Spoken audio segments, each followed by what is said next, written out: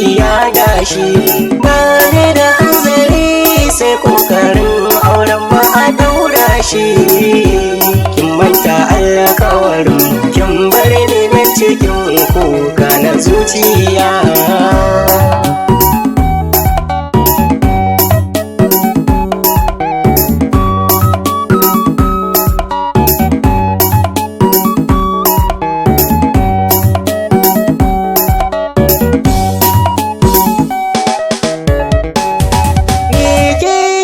Ce da ni kin ya alkawar bakiya da manufata, ke ka sanya zoben alkawari hannuna ke ka lalata, ke ka furta in ba da riba rayuwar ke za ta salwanta.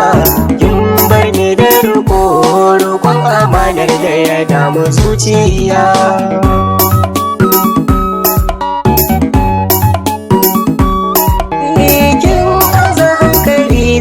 Sanadi nazari na dubayya sanda na ce da ke mahakura don karɓar raba baniya. Don manyan shekaru da tare gare ni kuma babu aikin yi, babu babbar sana'a gare ni ko kwa jarin da zan juya.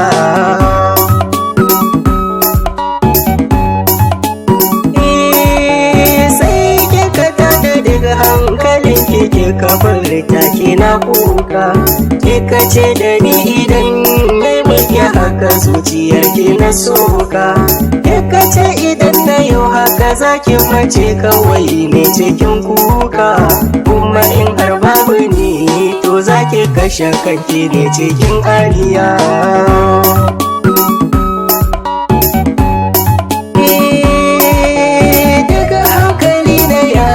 Shi tare da raɗaɗi na kaunar ki, na shiga nazarin abin da zan yi hallaka na ceto ki. Na shiga duniya ne kawai saboda ke nake neman aiki, bani raina ɗan abin da za a ban in da ku da juriya.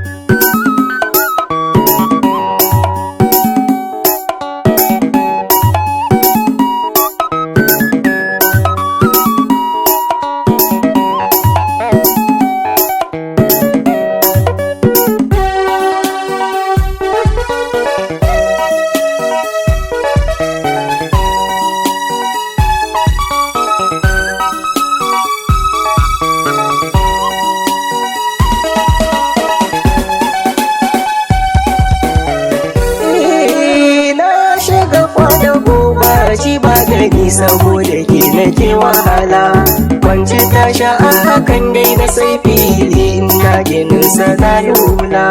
Gashi kullum ina ta kulawa a soyayyar karki sha wahala, inda ke kace da ni zaki jira na aure na ke kai ariya.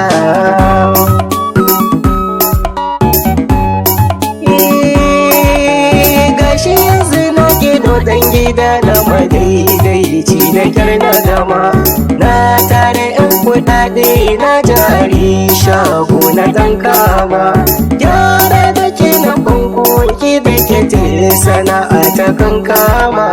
Yanzu zan iya rukun auren ki bani ji tun da na shirya.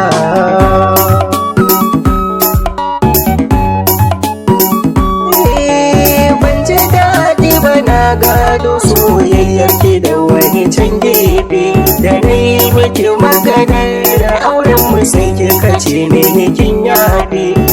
Ka bani envelope mai dan karfi ta kare da ciki a rufe, kin ka wuce wurin ki ka bar ni duka kwakwalwa ta juya.